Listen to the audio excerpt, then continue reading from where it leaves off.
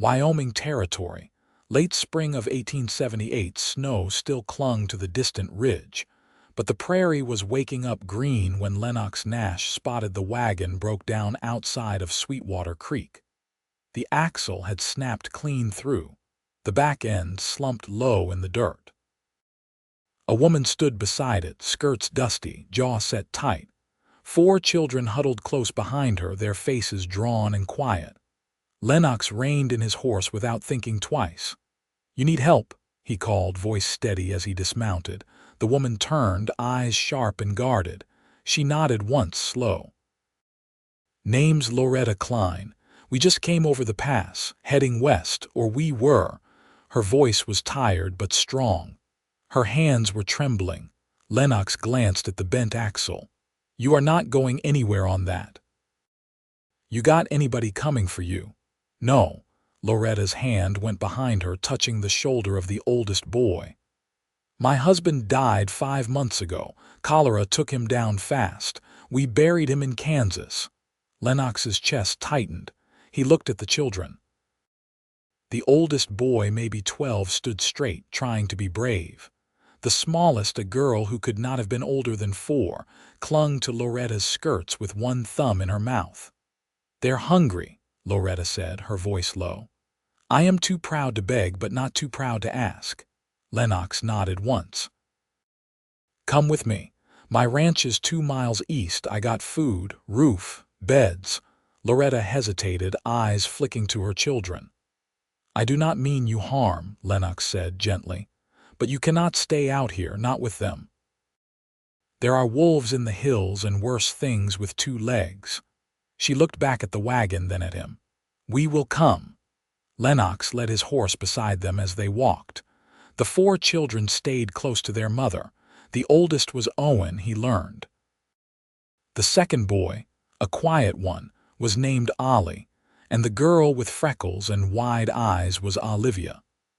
The baby girl Opal was carried on Loretta's hip, her head resting on her mother's shoulder. They reached his ranch just before dusk. Lennox threw open the barn doors and showed them the stalls, the stacked hay, the tack room. He had built the place himself years ago, after leaving cattle driving behind. The main house was small but clean, with a porch that overlooked the valley. "I have not had company in 4 years," he said, opening the door for them. "But it's yours tonight, all of it." Loretta stepped inside slowly, like she could not believe it. The children followed, quiet as mice. He cooked beans and cornbread while they washed up. The children sat at his table, eating like they had not eaten right in days. Loretta sat last, her hands folded in her lap until Lennox placed a plate in front of her. "You did not have to," she said, voice soft. "I wanted to," Lennox said simply. After supper, he lit the fire and set out spare blankets. The children curled up on the rug in front of the hearth. Loretta stood by the window, arms crossed over her chest, watching the moon rise. "You can have my room," Lennox said. "Door locks from the inside." "I will stay in the barn tonight. I cannot take your bed." "You are not taking it, I am giving it." She looked at him for a long moment. "Why are you doing this?" he shrugged. "Because you need help, and because I want to." Loretta's eyes filled, but she blinked the tears away fast. "No one's helped us since he died. Not a single soul. You are not alone now." She nodded once and took Opal into her arms, carrying her into the room. Lennox stepped out into the cool night. He sat on the porch, watching the stars. He did not expect anything. But something inside him was quieter now, like a weight had lifted just from seeing them safe. The next morning, he woke to the smell of coffee. Loretta was already up, sleeves rolled, hair tied back. She had made biscuits and stew from the beans left over. "You did not have to," he said, stepping inside. "I wanted to," she echoed, giving him a half smile. The children were outside with the chickens, laughing. Lennox had not heard laughter on this land since before his father died. They fixed the barn roof together that afternoon, Loretta holding the ladder while Lennox climbed. She was strong, unafraid of work, and she knew how to swing a hammer without wasting a stroke. He liked her laugh. It came quiet but real, like maybe no one had heard it in a while. That evening, after the children had gone to sleep again, she stood beside him on the porch, arms folded. "You want us to leave in the morning?" she asked. "No," Lennox said. "I want you to stay." She turned to him, startled. "I have room," he said. "More than enough. I can build a second house here, or we could share this one."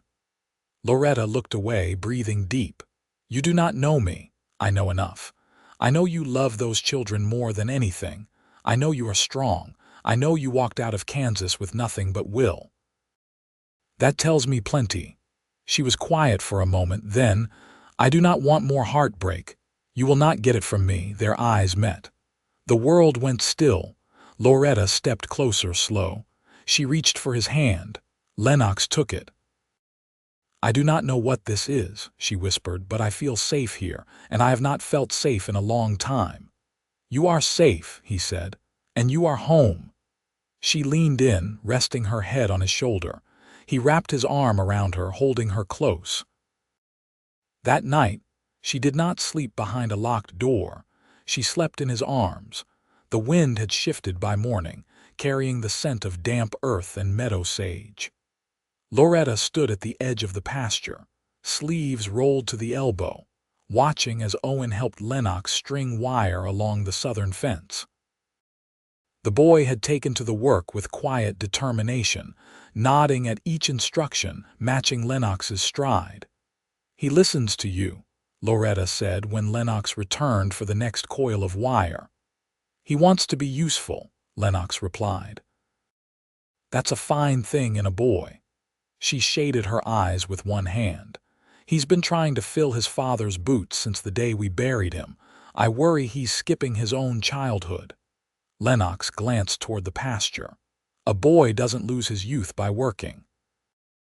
He loses it when no one sees he's still a child underneath." Loretta looked at him then, really looked. "You speak like someone who's known loss." "I have," he said. "Different shape maybe, but it cuts all the same." She didn't press. She only nodded once, accepting the quiet truth between them. Inside the house, Olivia was teaching Ollie how to draw letters in the ash on the hearthstone. Loretta watched them from the doorway, her arms loose at her sides. "They never had school. Not proper. We were always moving. I taught them what I could." "I've got a few books in the loft," Lennox offered. "Not many, but enough to start." She turned to him. "You keep books. Figured I might need them someday." He retrieved a tattered primer and a thick volume of scripture from a trunk in the barn's loft. When he handed them to her, she held them like they were made of glass. "I never expected this," she said. "You didn't expect to be here," he replied. That night, Loretta put Opal down on the pallet near the fire, then stepped outside. Lennox was splitting kindling near the corral, the moonlight casting long shadows over the yard. She crossed the porch without a word and took up the second axe. "You don't need to. I want to," she said, and brought the blade down clean through a log. They worked side by side, sweat rising on their arms, the rhythm of it simple and sure. When the pile was high, they sat on the porch steps, the air cool against their skin. "My husband had a fiddle," Loretta said. "Used to play when the babies were too restless to sleep. I buried it with him." Lennox didn't speak at first. Then he said, "My mother sang while she worked. I haven't heard a song since she passed." They sat in silence after that, not from lack of words, but from something deeper, familiarity earned through labor, not talk. "I don't know what comes next," Loretta said finally, "but I know I don't want to keep running. I want them to have a place to grow." "You've got land under your feet now," Lennox said, "and so do they." She looked over at him, the firelight from the house warming the edge of his jaw. "Do you want us here, truly, or are we just a burden you were too kind to turn away?" "I've lived alone by choice," he said, "but I don't want that anymore, not since the moment you stepped down from that wagon." Loretta's eyes flicked toward the house. "The children." They've already started to believe this is home. Then let's give them one, he said. Together. She didn't answer with words. She reached for his hand and laced their fingers together, palm to palm, like it had always been meant to fit. Behind them, the wind carried the faintest sound of Olivia humming. A soft, wandering tune, uncertain but hopeful. Loretta leaned her head against Lennox's shoulder.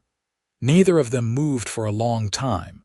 By the third week, green shoots had taken hold in the garden rows behind the house.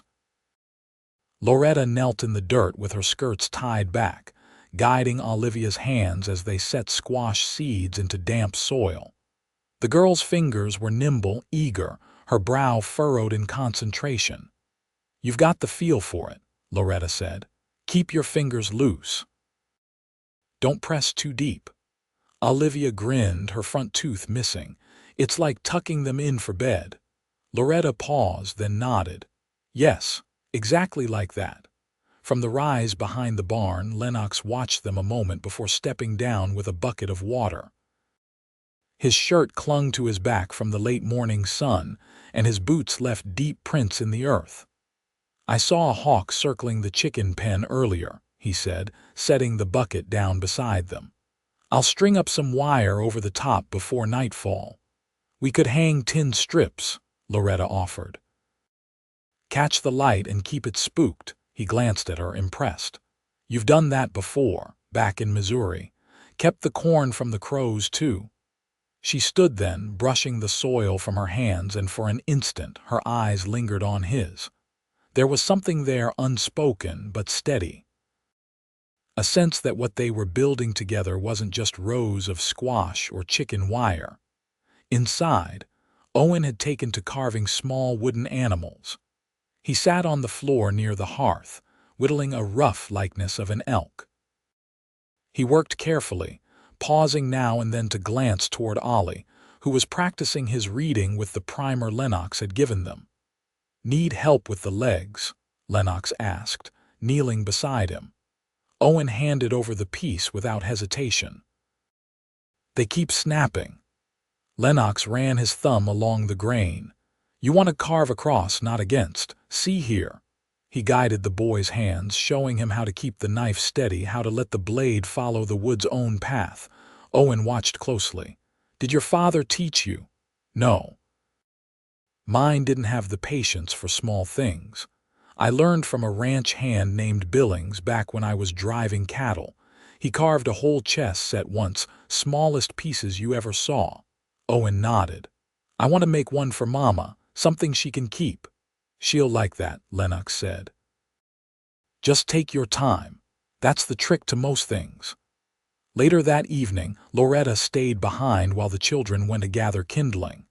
She stood at the stove, stirring a pot of venison and wild onions, her hair pinned up in a way that showed the line of her neck.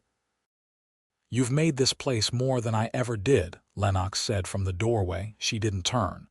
"You gave us space to breathe. That's more than most." "You've done more than breathe," he said. "You've planted, cooked, mended. You filled this house with life again." She turned then, wooden spoon in hand, eyes searching his. "Do you regret it?" "Not once." He stepped closer, slow, until he was near enough to smell the scent of rosemary on her skin. "I was buried for a long time, Loretta," he said quietly. "Didn't even know it. Then you came down that road and it was like the sky opened again." Her breath caught, but she didn't look away. "I keep waiting for it to feel borrowed, like it'll get taken back." "It won't," he said. "Not while I've got breath in me." She reached out then, tentative, and let her fingers rest against his chest. He covered her hand with his own, holding it there. Outside, the children's voices drifted back toward the house, Ollie laughing, Owen calling for Olivia to slow down. Loretta leaned into Lennox, her forehead against his collarbone. "This feels real," she whispered. "It is," he said, "and it's ours now." She drew back just enough to meet his gaze. "I'll stand beside you through what comes. If you'll have me." "I already do." He kissed her then, soft, sure, no tremble in it. just the truth of everything they'd built in quiet hours and shared work. When they parted, Loretta's eyes brimmed not with sorrow but with something steadier. "I think," she said, her voice low, "we might be all right after all." "We already are," Lennox said, "and tomorrow will be even better." The high sun had begun to lean westward when Lennox returned from the far pasture with a fresh cut of fence posts balanced across his shoulders. He paused beneath the cottonwood, sweat darkening the collar of his shirt, and caught the sound of Loretta's voice drifting from behind the house, not speaking, but singing. He followed the sound past the churn and the stacked wash tubs to where she stood beside the clothesline, a damp sheet in her hands, her voice low and even like she was humming to the soil itself. She didn't see him at first, and he didn't call out. He just watched. When she turned and noticed him, she didn't stop. Her singing faded gently as she folded the sheet over the rope, and then she wiped her hands on her apron. "You never said you could sing," Lennox said. "I didn't know I still could," she answered, lifting one shoulder.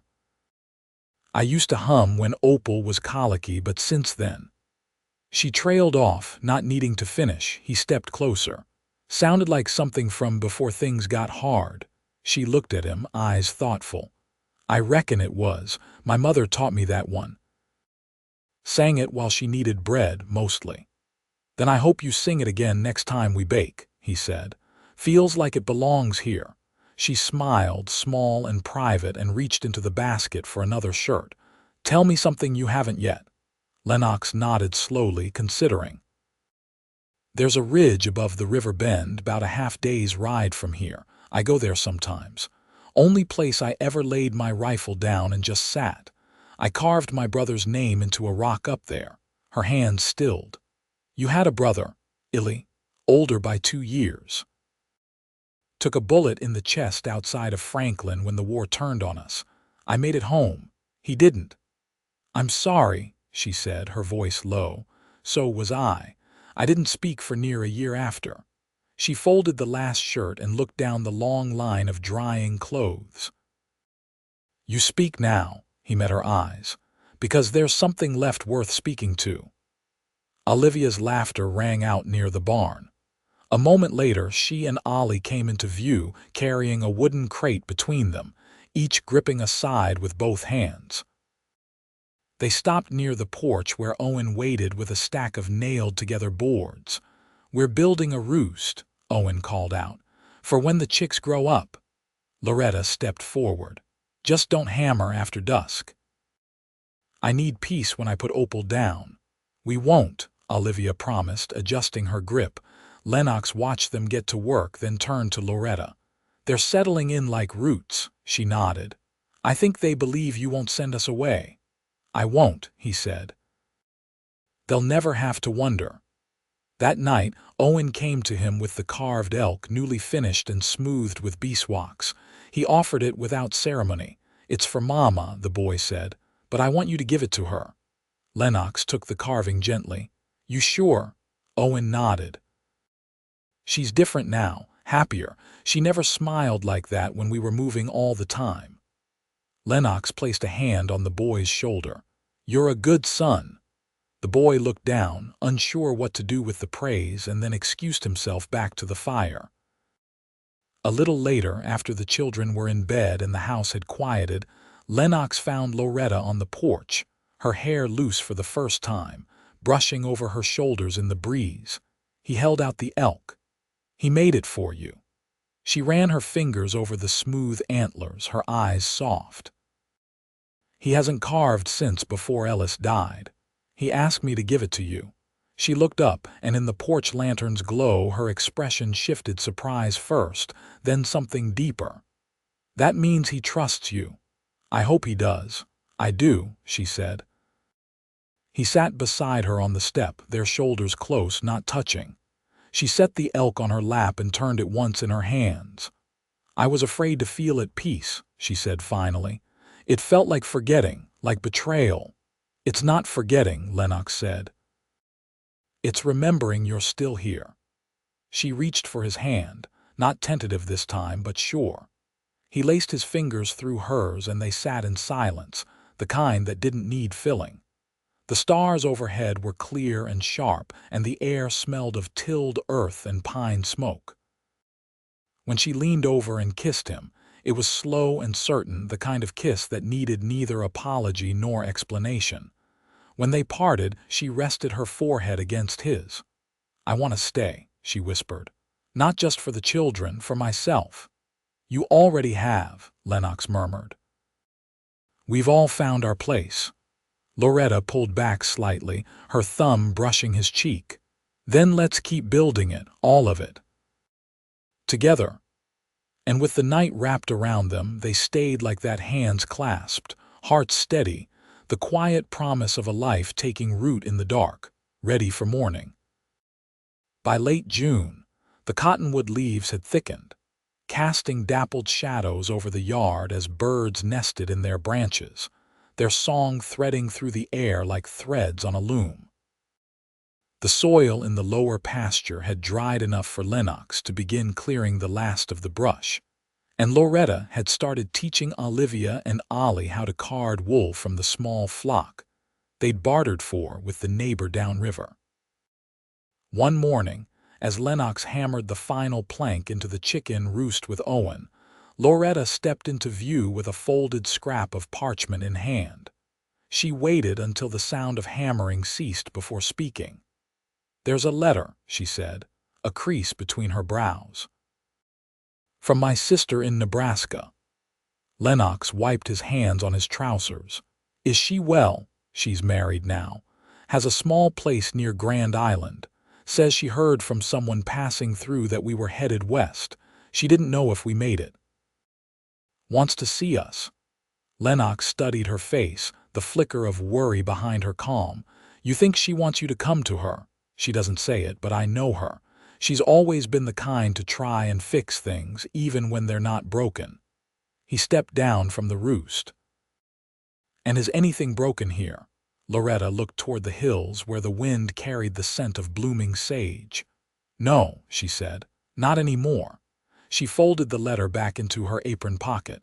"I'll write her, tell her we're safe and she's welcome to visit if she wants."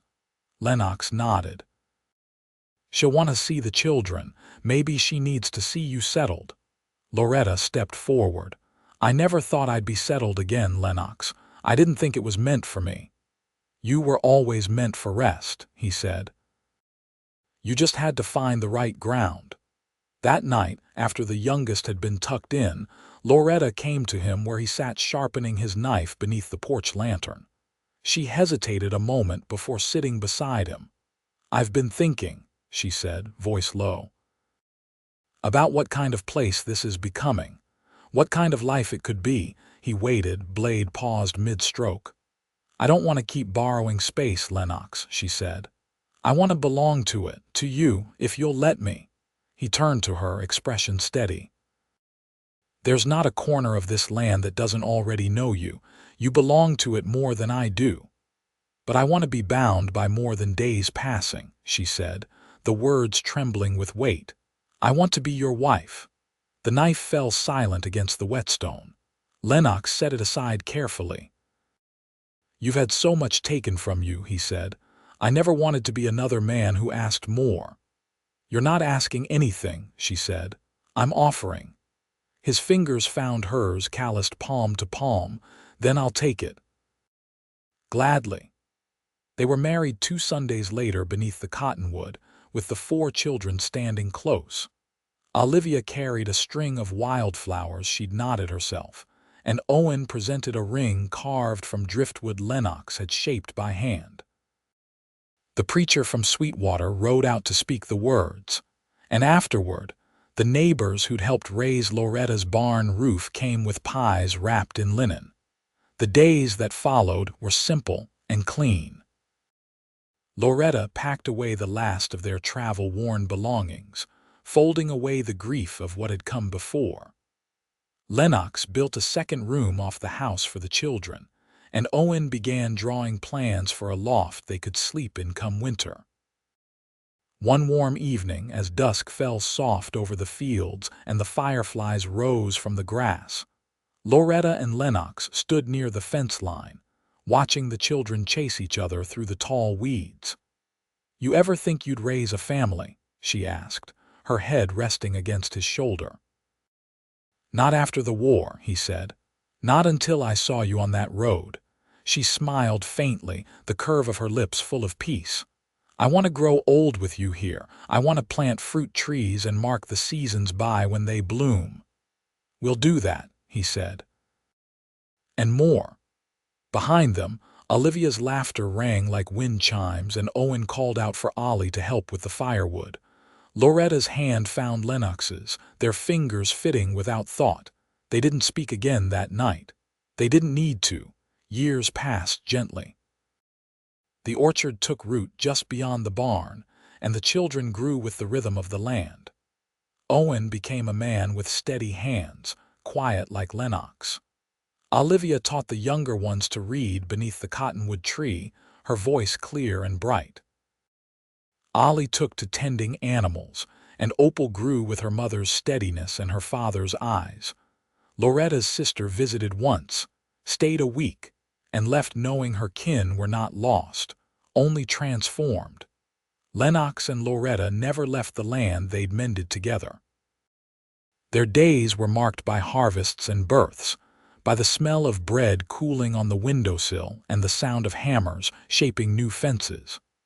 They grew old in the clean air, side by side, the silence between them always filled with understanding.